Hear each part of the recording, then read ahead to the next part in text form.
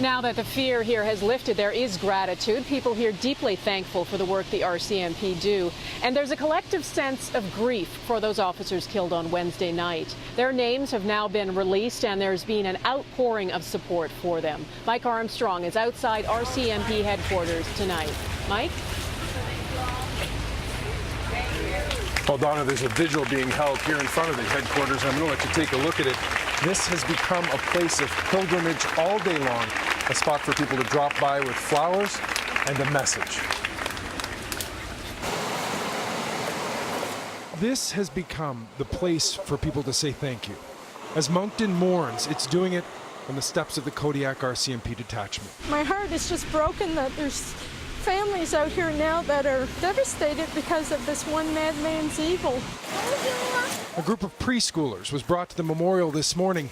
The sacrifice of the fallen closer to these children than they even realize. We have a few fathers at our daycare that are RCMP, and it's important to let the kids know that police are our friends and they help us, and the sacrifices that they made to help us.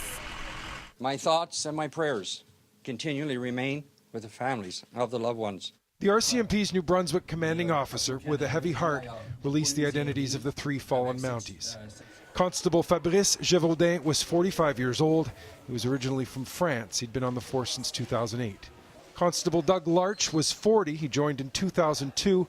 In 2008, he was decorated for saving the life of an unconscious baby. Constable Dave Ross was the youngest of the 3, just 32. Ross had a young son and his wife was pregnant with their second child.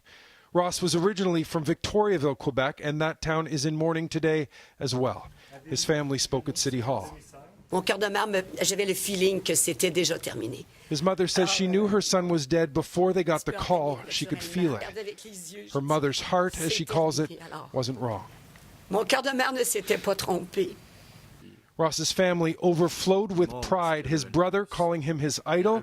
He said Dave died as a police officer, protecting people, and would have wanted it that way. He says his brother would have taken a bullet for someone he didn't know anytime. While there was pride in Dave, there was also sadness for his children. J'ai beaucoup de peine aussi pour sa femme et notre petit-fils de...